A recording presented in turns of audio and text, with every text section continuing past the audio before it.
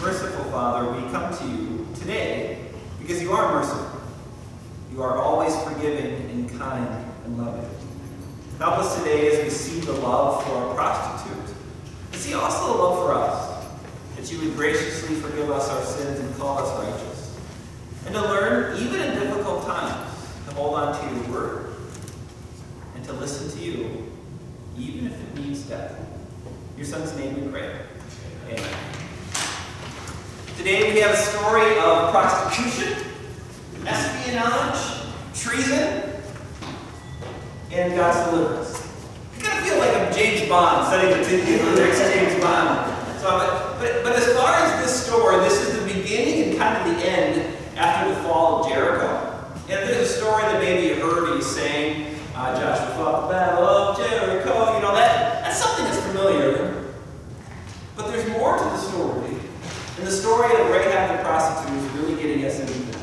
Today I want to look at that story. It's going to be uncomfortable. And to be honest, there's going to be some questions of the story I don't know how to answer.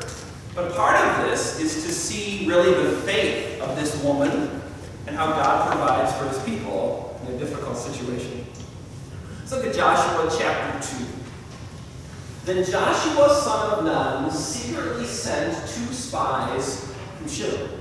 So Joshua is the king of the leader of the Israelites. They're coming back into the promised land after 40 years of wandering, and he's sending some spies. Go, look over the land, he said, especially Jericho. So they went and entered the house of a prostitute named Rahab and stayed there. The king of Jericho was told, look, some of the Israelites have come here tonight to spy out the land. So the king of Jericho sent this message to Rahab. Bring out the men who came to you and entered your house, because they have come to spy out the whole land. But the woman had taken the 2 men and hidden them. She said, yes, the men came to me, but I don't know where they come from. At dusk, when it was time to close the city gate, the men left. I don't know which way they went. Go after them, quick. You may catch up with them. But she had taken the men up to the roof and hidden them under the stalks of flax she had hidden on the roof.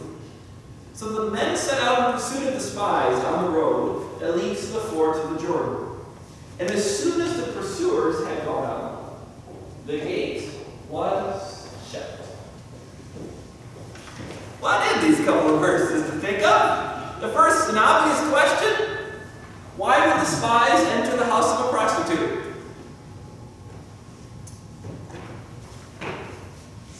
Starting off strong, are we, huh? Bill? Because that day and age is common for anybody to go into prostitution. Okay, this is a house that's going to have a lot of activity. Back and forth, people coming in, people going out, right, for various reasons. Why else would they enter into a house of a prostitute? And it's not the obvious reason, which thankfully you don't have to answer. And you know why, because of how quickly the king's men learn that they're there. I mean, they're not there even a day, and the king finds out that spies have come to Jericho. So why else would they enter into the house of Jericho, a house of a prostitute? Maybe they felt the prostitutes were likely to protect them, because they're used to protecting people. The thought is hopefully unfortunately prostitutes aren't often taken care of in this society. We saw that in some of the other stories, the way that concubines and other things are taken care of. So they're not coming in the house for protection. In fact, the fact that she protected them is quite honorable. Why would you go to a house of a prostitute? People coming in, people coming out. Why else? Maybe the king was visiting the house. Well, I don't know. They've done that. Espionage. But there's something about just the practical nature of a house of a prostitute. There's people coming in, there's people coming out, there's a lot of different people. Kim? She'd be at least likely to go to the authorities. Yes. Here's someone who's undercover, right? Here's someone who's doing something not sanctioned. She's a home of ill repute that she's not going to report them.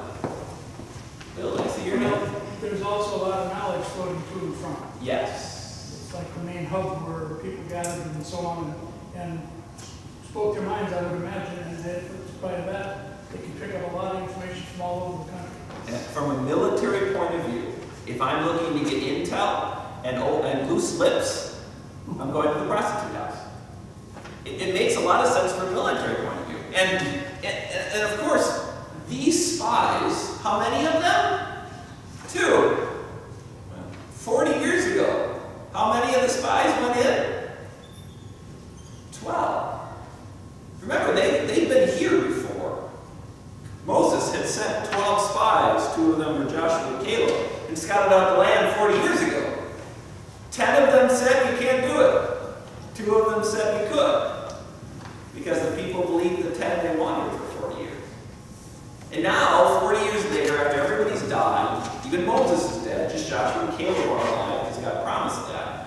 Now Joshua and Caleb, Joshua the leader, brings them back to where they were.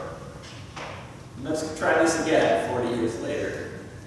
So you have to think for Joshua, one of the original spies who actually believed in God's promises. He chose men who he could trust. And the first thing they do is go into a prostitute's home for information, to see what's really going on. B. Was, in that society, was that a place of social gathering for men, more like going to the bar? I've done some, there's not a lot of research available on Jericho prostitute houses, but on this society and this people, this is, I got the idea of the old Chicago speakeasies, right? Where there are women upstairs, and there are men downstairs drinking, and there's people who talk. So some of the research I found, I can't say definitively, but a lot of the research I found suggested the home of a prostitute is a place of free women, a place of free drink, and a place of conversation. So I do think, based on the military purpose why they're not there for the woman so much as they're there for the information. And that's where strangers to a city would go. Yeah, right. I'm trying to learn the city, I'm trying to learn people. Here's my opportunity. So it makes a lot of logical sense if you know some of the background. And again, the purpose, to find out about the city. I can't just go to the palace. Hi, we'd like to kill you. Tell us your weak points. Probably go to Jericho. Yeah. It makes sense at that point, but the opposite is that's also how they got found out so quick. Yeah. Because the king's officials or somebody saw them in. Right. And got back to the king really quick. So, I mean, it goes both ways. Yeah. Here's this nation, and we're going to see later, right? This nation is already known. They've already won some battles. There's already been some fights. Rahab reveals later that they're already worried about that. So the thought is, the king's officials are already looking for them. Maybe there's a plant in the prostitute's house. I mean, we don't know, but they find information and they get found out just as quickly. And the king's officials are coming to the house saying, we know the men are here. Of all the places in the city, maybe 40,000 people in Jericho, get a guess. Of all the homes, they're here. Where are they? Bring them out. So, yeah, it goes both ways. They got some and they got found out. A little bit. Now to the ethical question. Question number 2. Was it wrong for Rahab to lie and commit treason?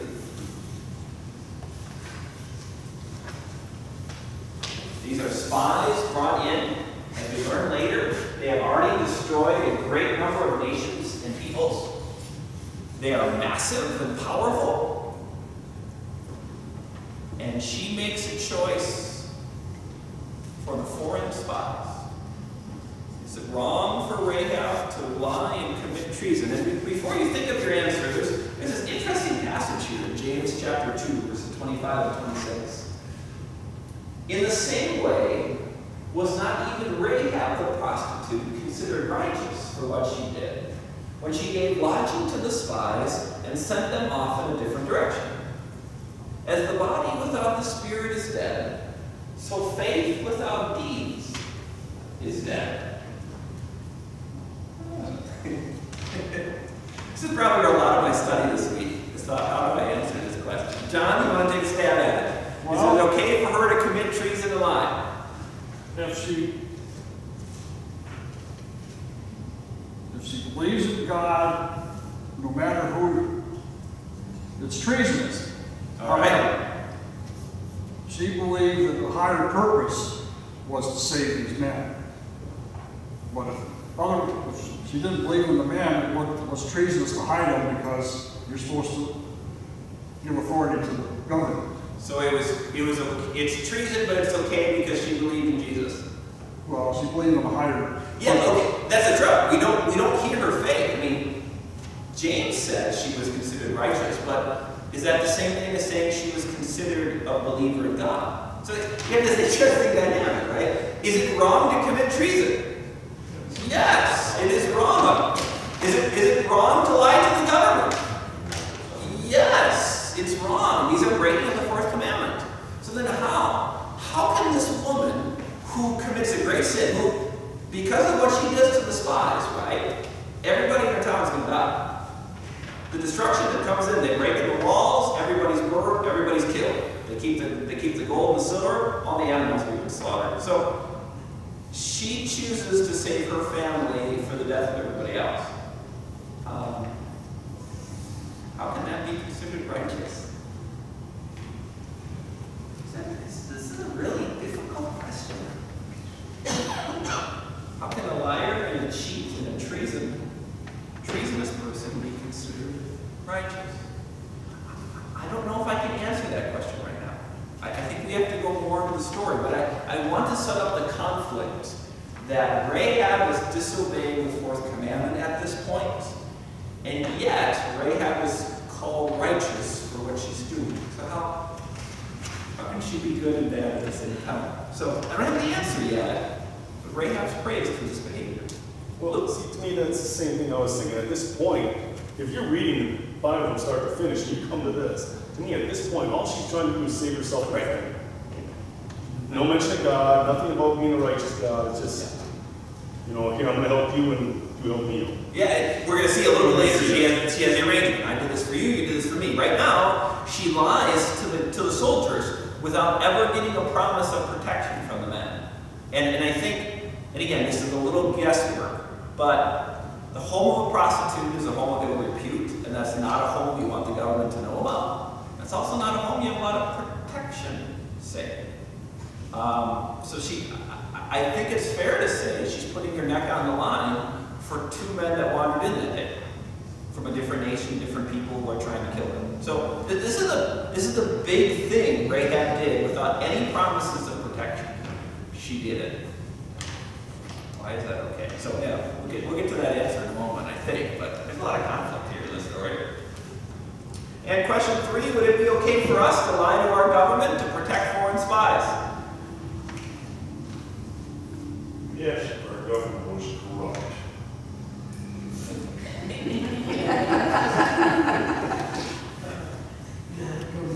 I mean, if our government just turned against the people and enslaved them,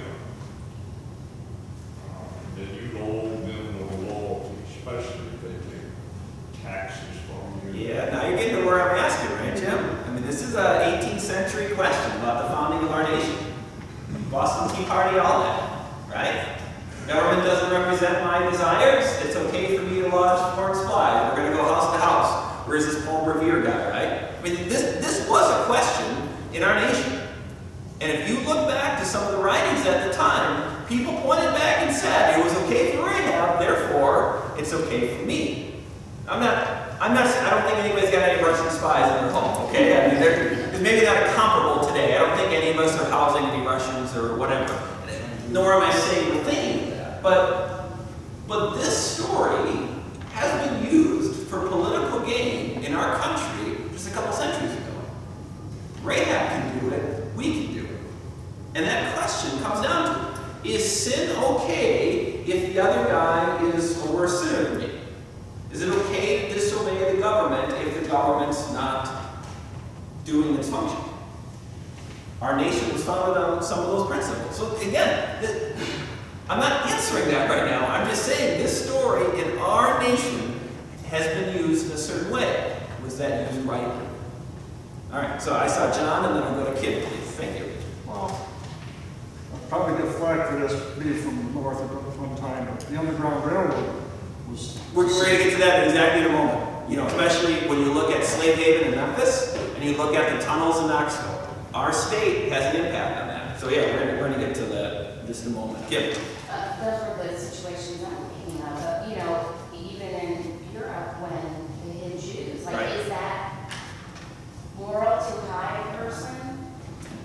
Yeah, because okay, there's men's laws, and then there's God's laws. And at some point, sometimes you have to choose, like, I have to go against men's law because this is God's law. So there, it's, we'll pretend Kim didn't answer. But Kim is right.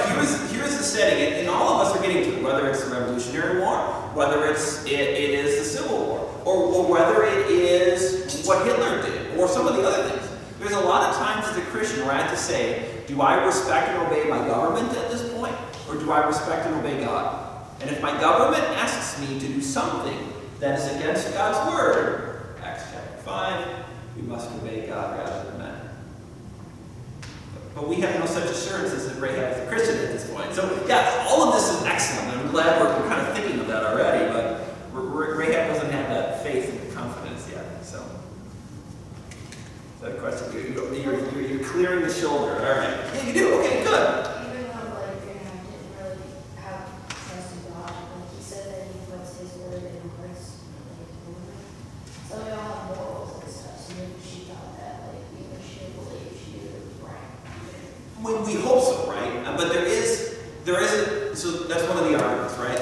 Rahab is a moral person who cares for God's law. And then there's another side that says, Rahab's a prostitute in a house of prostitution. What morals, you know? So I kind of lean a little bit more towards you, but I understand we're dealing with something that we can't necessarily answer.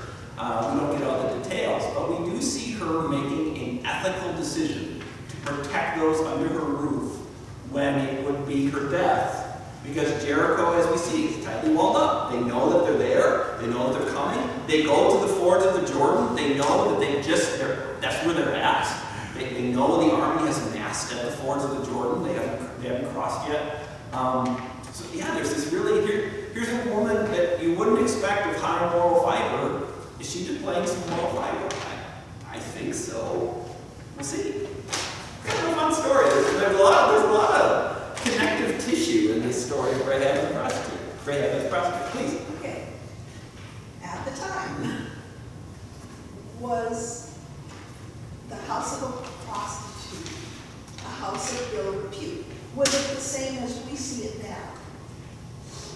It seems to be. Again, it's difficult to see. Jericho was leveled afterwards, and Joshua made, if you reset the foundations, you lose that you're crossing the first one. So the lifestyle of those in Jericho for a couple centuries is blamed for a while. But so we're going to see some excavations later. Well, we just did Lot and Sodom and Gomorrah. What kind of morals did the city have? Right. I know. So that seems to be the thought that we see them in a different part of the area, right? We see that in a different area a couple different times. What Jericho is its own city-state to that point. A lot of research I found suggests this. If a house of a prostitute is a nice way of saying this is a home of ill repute. But I'm limited in saying exactly because there was a couple centuries of nothing, and then another nation came in and built on top of it. So those cultural things that may have been going on, because of this, that ended. So can we find stuff that applies to them? So yeah, you see my struggle. I lean more that way, but I can't stamp it as yes. So, Phil? Probably the easiest way to explain it is God works in mysterious ways. And we've been seeing that all over, right? God's working through Judah and Tamar. Tamar seduces her. God has a way of bringing, and we're going to see Rahab. Rahab's name is very important. Rahab's name is very important in the New Testament. So, God can use that for good. So, that's interesting. Okay. All right. Okay, let's go down to. Thank you. We'll keep going on this. You see, this is a big deal for us. Verse 8. Before the spies lay down for the night, she went up on the roof and said to them, I know that the Lord has given this land to you, and that a great fear of you has fallen on us, so that all who live in this country are melting in fear because of you. We have heard how the Lord dried up the water of the Red Sea for came out of Egypt. And what you did to Sihon and Og, the two kings of the Amorites east of the Jordan, whom you completely destroyed. When we heard it, our hearts melted and everyone's courage failed because of you. For the Lord your God is God in heaven above and on earth below. Now then, please swear to me by the Lord that you will show kindness to my family, because I have shown kindness to you.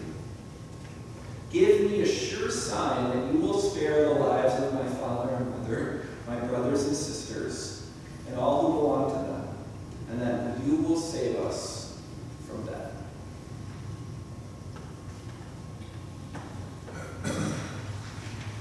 Agree or disagree? Rahab trusts in Jesus Christ as her Savior from sin.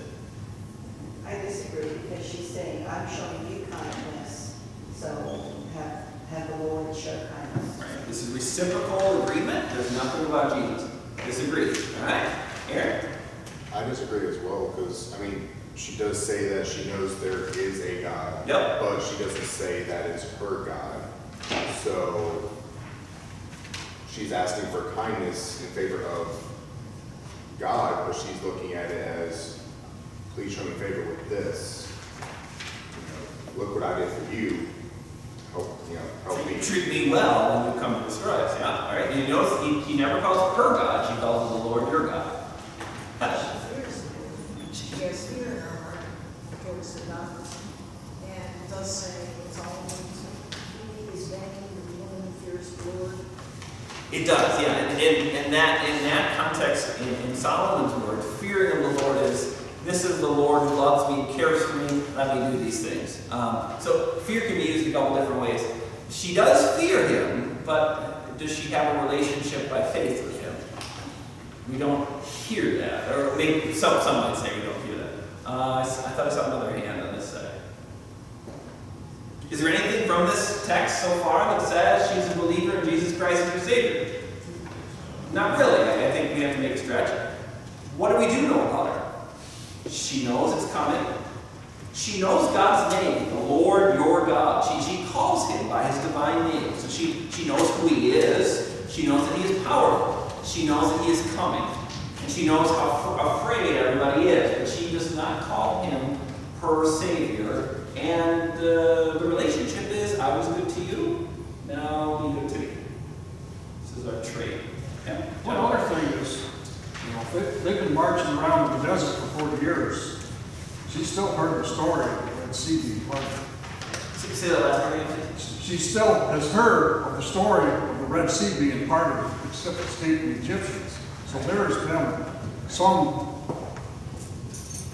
stories. Yeah, there seems to be some local cultural knowledge of all these people who are dying in the desert. Why are they dying in the desert and not coming out to us, right? So there is some cultural knowledge, and because they're close to the Jordan, because they're the major city-state next to it, and you've seen what happened to the Amorites. Okay, you just killed them, now you guys are at the Jordan, you're going to come over. You know, they see where this is coming, right? You're coming west.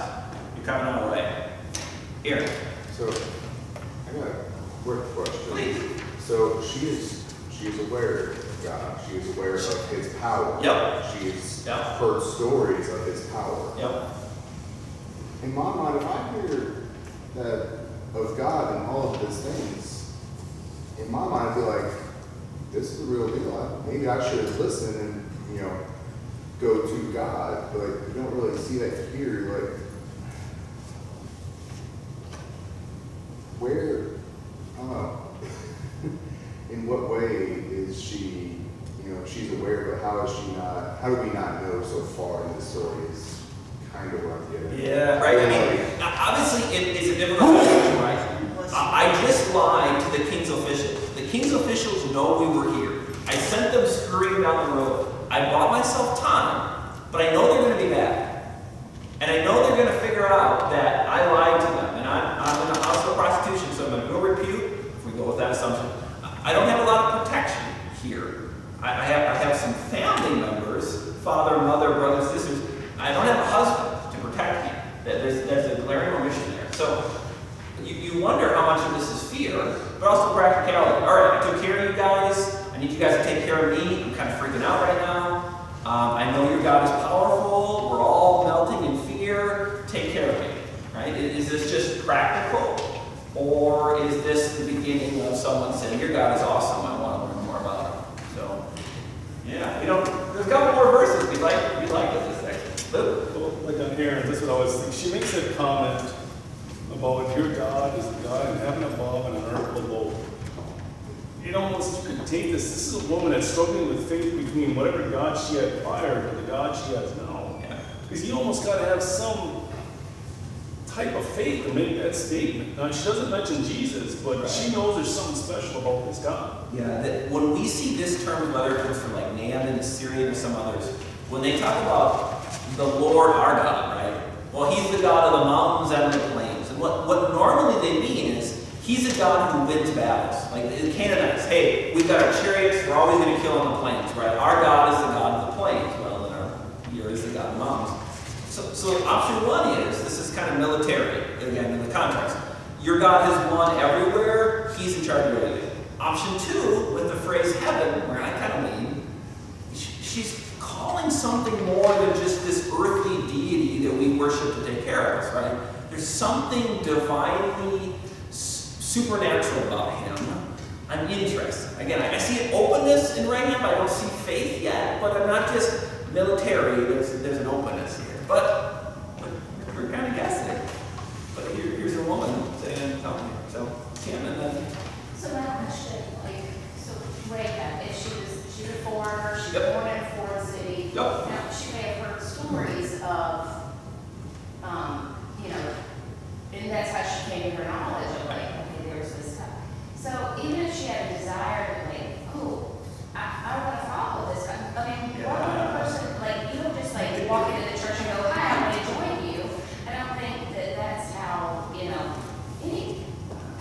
how would someone become a Jewish person in that time? I don't think the Jewish church would have let them in, so to speak. I don't know. We're going to see that later. It's a really interesting thing what they do to Rahab, and they do that a little later. If a Gentile is interested in Jesus, how do we bring the Gentile in? Sort of, but not really. So it's really interesting, but outside of the nation state that possesses all of the laws and teachings of Jesus, I'm just a woman who hears things. How do I learn about this God as my Savior? Yeah, limited. She's rather limited. I agree. It's really kind of interesting how she got that knowledge. Abby? Anna, I'm sorry. You can speak to it if you want, Abby, but Anna. I was thinking that if she hears these stories and she uses general understanding, maybe she wants to be a follower, but since she doesn't know actually what the word is and everything, she thinks maybe she's not worthy, she isn't prostitute, and so maybe she just kind of is in the middle of I don't believe that I can. You and I are in alignment. That's where I lean. Here's a woman who doesn't, I'm gonna protect you first, and then please give me this trade, right? She's not bargaining from strength, she's bargaining from weakness. And also a woman who seems to be more interested in that. She has the pressing need of, they're gonna come back and get me, because they're not gonna find anybody on the road. So I tend to look at this as more, here's a woman who's open, who's interested, who's in a tough situation in life. And you see some interest in a couple of the phrases here, but again, I can't say it for certain, but personally, I lean with your view. It's just interesting to consider because you don't really have all that option. But we know that God, in a time of trial, she's reaching out for him. Bill, please. Not having faith, it's more like good works. I'm doing good works for you, so you do some good works for me. Correct. And that's kind of our nature. Yeah, Before we believe in God and understand what's what and where things come from and go to. Absolutely. Yeah. This is how whatever gods they worship in Jericho is how you work. I do something, you do something, right? Reciprocal. She's going to learn that there's a God that doesn't work that way. God is conceived. Yeah. God kind of lives in all of our hearts. So before we really have a mind knowledge of Him, we have an inner knowledge of right from wrong, and so we do things without really understanding why we do them. We do them by faith. Mm-hmm. So something along those lines, or? This is an important distinction to make. All right, in everybody's hearts, do we have a conscience that tells us right and wrong? We do. We have moral laws that God has imprinted on our hearts. We see that. We see that as an example in Mayan cultures. They know nothing about Christianity and faith, but they know that killing people is wrong and sleeping with another man's wife is wrong. A conscience tells them that's wrong, and that can often lead to decisions, right or wrong. Do I have faith by nature? Do I have faith that trusts in Jesus the Savior from sin and lives according to that? I don't. So I have a conscience that says this is right or wrong. I have, as the psalmist says, I am looking for something deeper. I'm looking for God. I look at the stars where I am. I have something that says I have to do right or wrong. I have something that makes me feel guilty when I don't do right or wrong. I have a yearning for God. I just don't have that answer. So the distinction we would make is Rahab has if Rahab doesn't have faith. Rahab has a conscience, and that conscience is pricked by the nation-state assembling inside the walls. And that conscience is using the knowledge she has received through her conversations that this is God is different. I'd like to learn more about their God. And kind of like answer the point. Do we hear faith? No. Does she have it naturally? No. But perhaps her conscience will interest her to learn more about faith.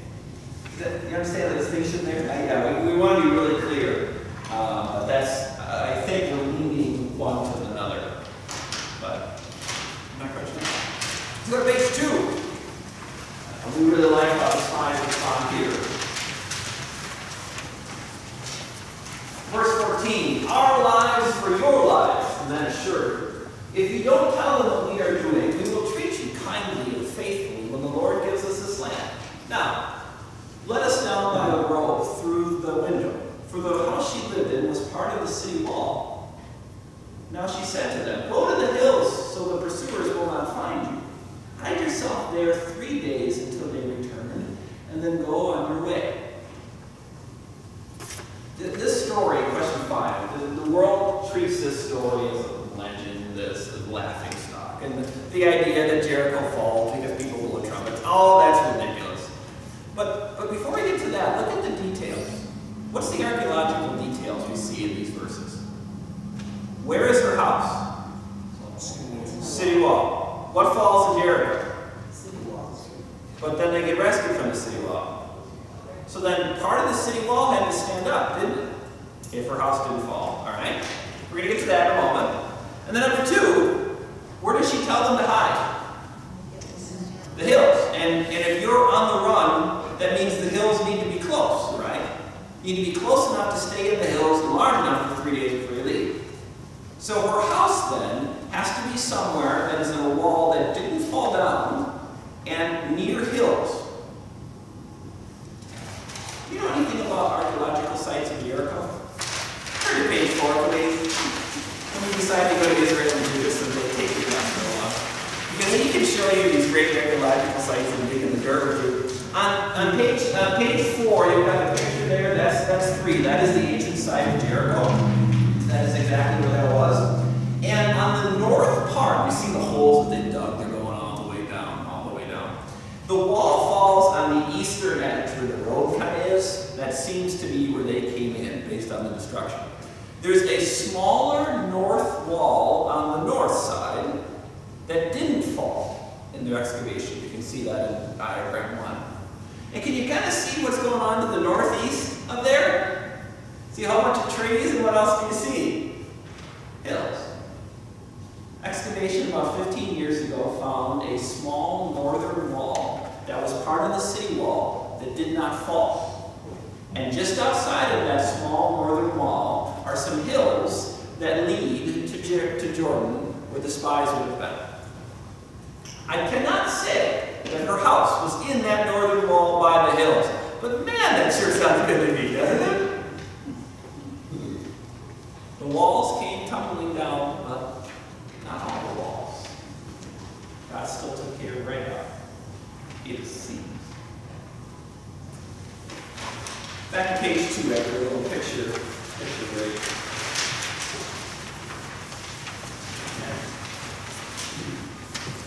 Now, Okay, verses 17. The men have been taken away, they've been hidden, they're going to come back. Now we see this relationship they're going to build before they leave. The men said to her, "This oath you made us swear will not be binding on us, unless, when we enter the land, you have tied this scarlet cord in the window through which you let us down. And unless you have brought your father and mother, your brothers, and all your family into your house. If anyone goes outside your house into the street, his blood will be on his own head. We will not be responsible. As for anyone who is in the house with you, his blood will be on our head if a hand is laid on it. But if you tell what we are doing, we will be released from the oath you made us swear." "Agreed," she replied. "Let it be as you said." So she sent them away, and they departed. She tied the scarlet cord in her window. When they left, they went into the hills, stayed there 3 days, until the pursuers had searched all along the road and returned without finding them. Then the two men started back. They went down out of the hills, forded the river, which just lines up perfectly with the geology of northeast Jericho, and returned, forded the river, and came to Joshua son of Nun, and told him everything that had happened to them. They said to Joshua, "The Lord has surely given the whole land into our hands. All the people are melting in fear because of us."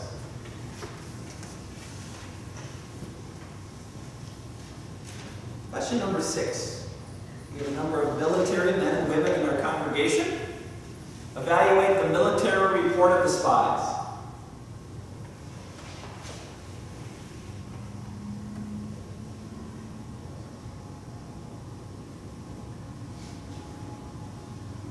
John? Well, they're given a very good report that the people have basically given up. They don't, they've seen what's happened in the other cities close by, and they just don't have the will for it. All right. The morale is low. Okay, Eric? It's almost like a deer in headlights. They're aware of what is going on, and, they're almost frozen in fear of what is actually going to happen. Yep. Morale is low. They're primed for the taking. What else? What else about this military report? Again, from a military standpoint, if you're sending out spies, here's a big city with massive walls. It has a spring inside. It just brought in their crop. We can't get them by siege. I read also what's not, maybe not in the report, but go ahead. Well, to me, it sounds pretty vague. Okay, they're ready to give up or whatever, to let them know, but they don't say how many soldiers they had, or where the gates are located, or all the different things that ordinarily you would think they'd be having some kind of a list of things to bring to them. The weak point is the northeast corner. I think if we scale there, we're able to get in, and as soon as we get in, we go to this tower, and then we go from here, right? There's nothing about battle plans. It's entirely, they're afraid of us. God has given them into our hands. We're going to be fine. Right? I mean, you really think, this is not a military report. This is really a religious report. God's gone ahead of us in that sense. Me, please. Well, yeah, I'm just going to say, the Lord has surely given them away. Right, this is so different. 40 years ago, when the 12 went in, right, and 12 came back, 10 of them, oh, we can't do anything. Joshua and Caleb, the Lord has done this. He has given us into our hands. Oh, we can't do anything, right? 40 years later, these two spies, we don't even know their names, they get it right. The Lord has done this. The Lord has given us. We don't need a strategy. We just need to listen to what God says. The Lord has given the whole city into our hands. The strategy is trust Jesus. And the city will fall. So yeah, there's really no military strategy to this except trust Jesus, which is a great strategy in general. The strategy had their forefathers 40 years ago done. They would have been in here already. Question 7. Out of the thousands in Jericho, why did God only save the prostitute's family?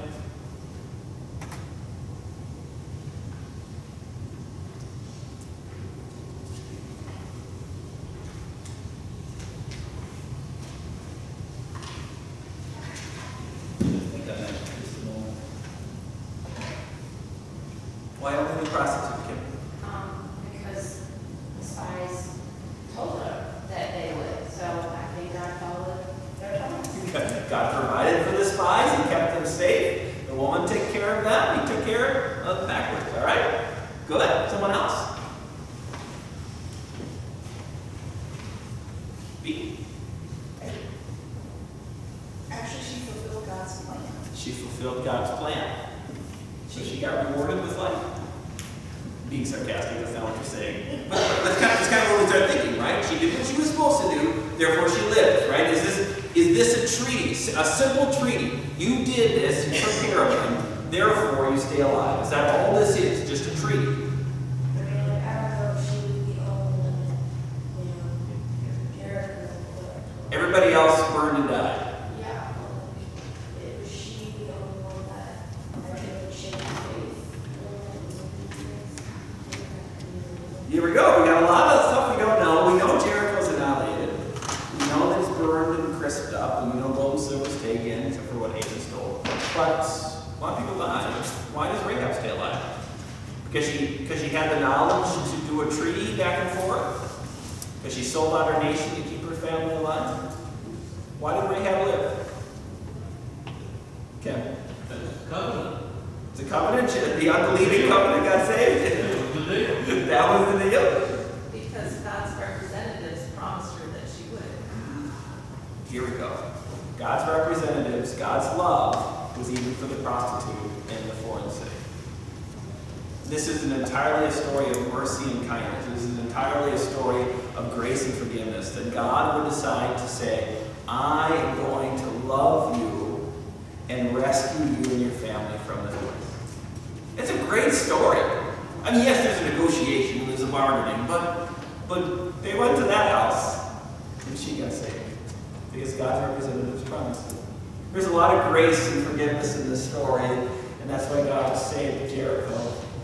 This home in Jericho.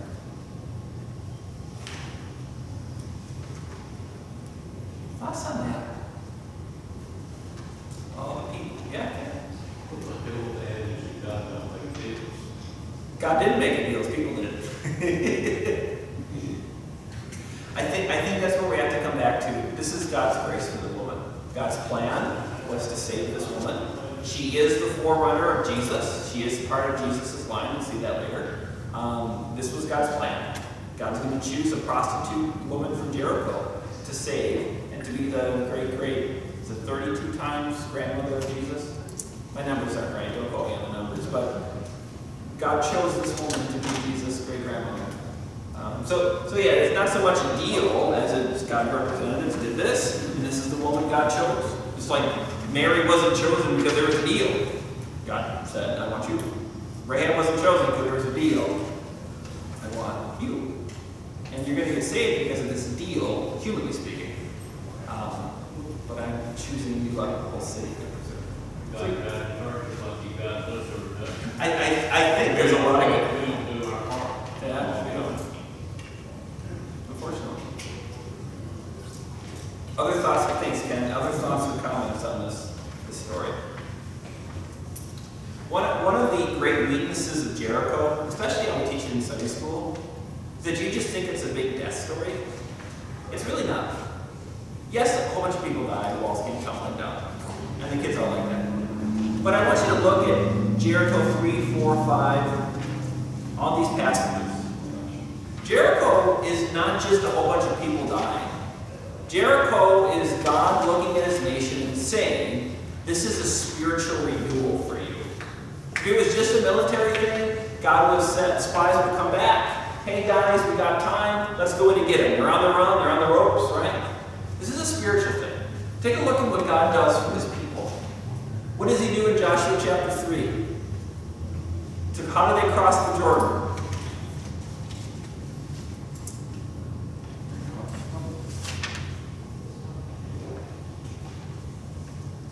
Stop. To cross the Jordan, God stops the water. Like he did with the Red Sea before. I stopped water to get you in. Now I stop water to get you out. It's a very, very moving sign to see the water of Jordan at the flood side just stop off in the heat. Big old pile of water.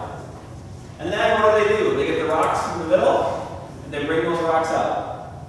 They go down to the middle of the Jordan, they get these big old river rocks, and they put those rocks as a sign This is where God brought us out. And Scripture says they're still there. God brought us out of difficulty. We made this heap of rocks to signify what God has done. And then to show again that this is a part of a goal of spiritual growth and spiritual decisions, what does he do? Circumcises everybody. All the men had not been circumcised. If you're going into battle, do you circumcise all the men? No, that's a horrible idea. It takes them days to recover. It puts them at a very weak disadvantage if any of the enemies started to attack. But again, Jericho is not just a bunch of walls to kick down. Jericho is spiritual renewal. I'm stopping the water, you see my power. I'm putting these rocks, you trust and know that I'm true. It's about you being faithful to me. Follow this rite of circumcision you're going to put on. And then, to remind you of how you got out of Egypt, now we're going to actually celebrate the Passover. Did they celebrate it for 40 years? I don't know, it's not listed. But this time it's brought up. Hey, we're going to take this time and we're going to celebrate the Passover. All of this leads up to the event of Jericho. But you see God working on hearts and heads. Yes, the wall's going to fall down, but I want you to learn, trust me whether the wall is up or not. And I'm guessing that if you knew the story of Jericho coming in today, if you knew the story of Rahab, you didn't know that when the spies left, and before the people came to the wall, all this happened. God didn't take them away right away. God had to spend some time working on some hearts to get them to be ready. Here's my deliverance. Here's the covenant. Here's a sign that Jordan's going to walk by. Oh, yeah, those are the rocks. And Jesus and God stopped the Jordan. And I saw water piling up on itself. How high did it go? Who knows? Spiritual renewal before the destruction of the earth. There's a lot here in that story that God is doing. And the other really important thing is that as soon as they cross the Jordan, what finally ends? Manna. That manna for 40 years. God's been feeding them every day for 40 years. And finally now, God says no more manna. You guys are going to eat the produce of this land. You guys are going to take care of yourself. I've given care of you for 40 days. Now food will be provided for me, but not in the ground. You're going to plant. You're going to harvest. You're going to take the land with milk and honey you should have had 40 years ago. Now it's yours.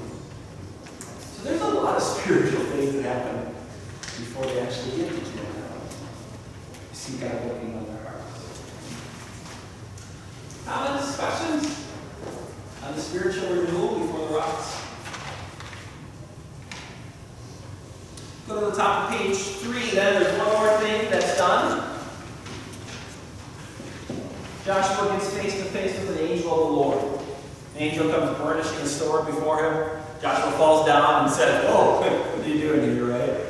What message does my Lord have for his servant?" Sounds a lot like Moses 40 years ago when God showed him the burning bush. This idea of the Lord is fighting the battle. The Lord is taking care of it. All of this leads up to the fight of Jericho. Now that we've had all these comforting assurances of God's deliverance, I'm protecting you, I'm feeding you, I save you from slavery, this is the covenant for you. There's a careful thing we can make the story. Question number 10. Joel Osteen is right that Jericho is a metaphor for our daily battles. God will give us a victory if we just blow our trumpets loud enough and follow his instructions. Please. Please. Does he say this? I don't know. I didn't want to research it and find out. But it sounds like something he and others would say, right? You can be delivered too. Just follow his instructions and you'll have deliverance in 30 days. Do your plans, by the way.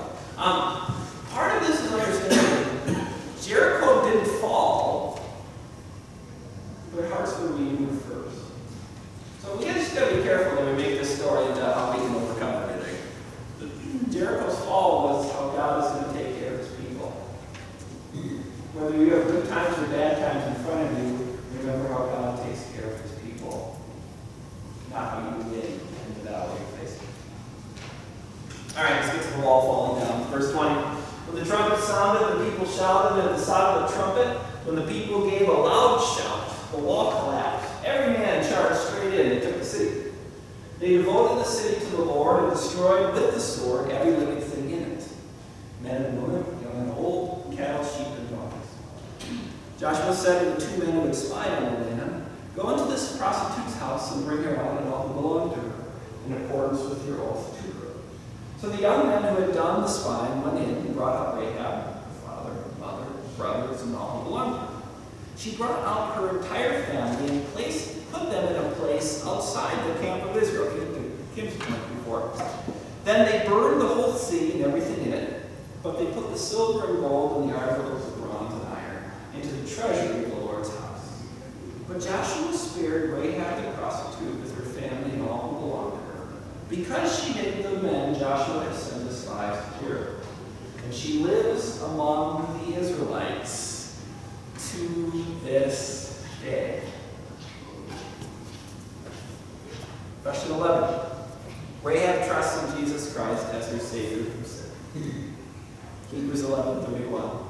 By faith, the prostitute Rahab, because she welcomed the spies, was not killed with those who were disobedient. Does Rahab trust in Jesus as her Savior from sin? Hebrews 11 says she has faith.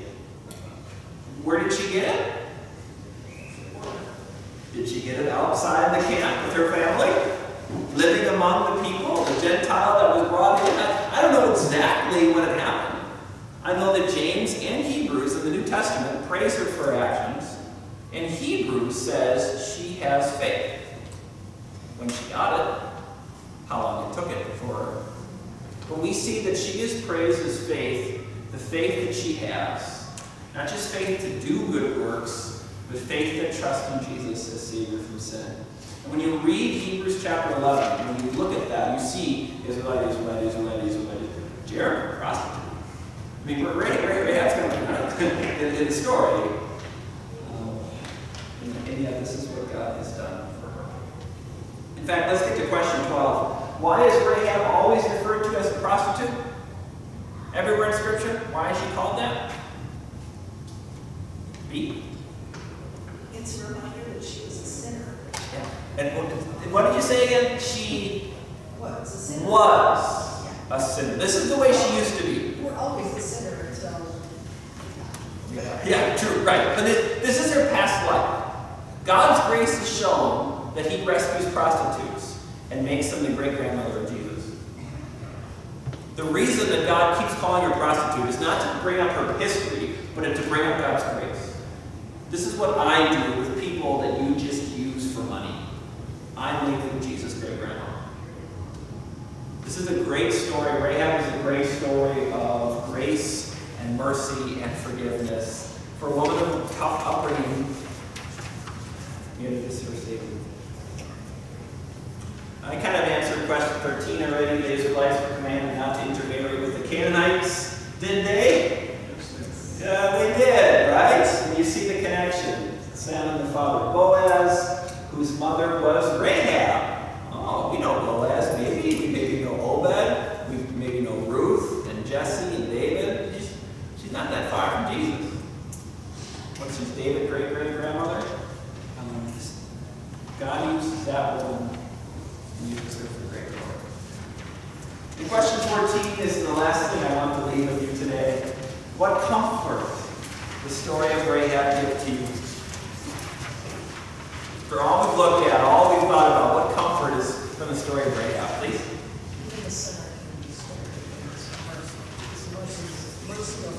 Mercy for a sinner like Rahab. Now, what other comforts does this bring?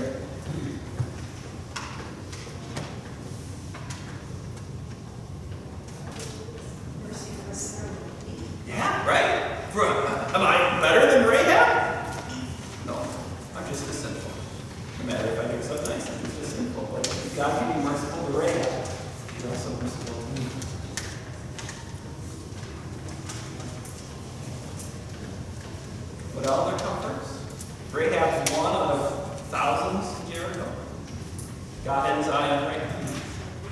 God was watching her through difficult situations as she prostituted herself. Didn't matter.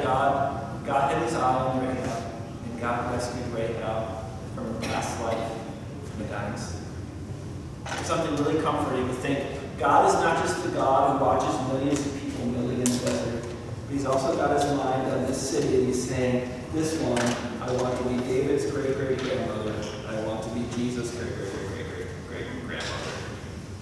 That one is the one I want. And in mercy, he's caring for both. In mercy, he's caring for me too. One more comfort, maybe hope.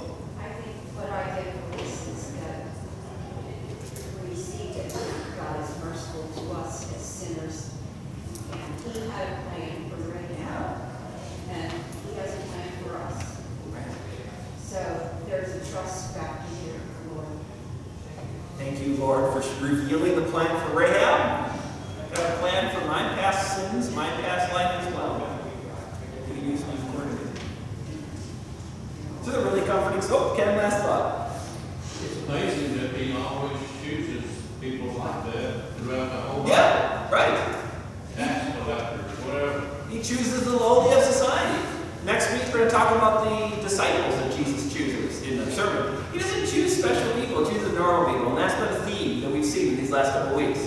God is choosing sinful, scum of the earth people, so to speak. And he says, these are the ones that I want to be part of my lineage, part of my heart. He invites everybody, but he chooses these. Yeah, I'm nice. Sure.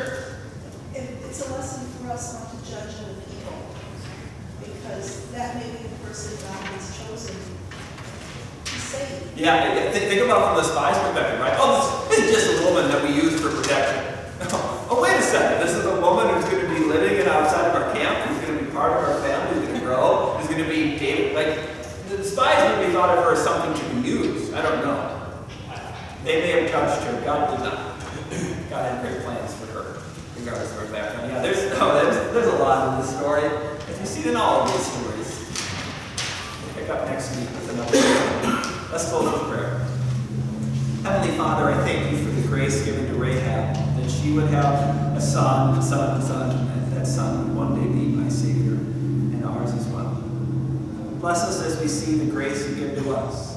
You call us from our past sinful ways into lives of service and peace and thanks to you, all because of your goodness and mercy. Bless us to be used by you for your purposes each and every day, according to your grace and mercy. In your Son's name we pray. Amen.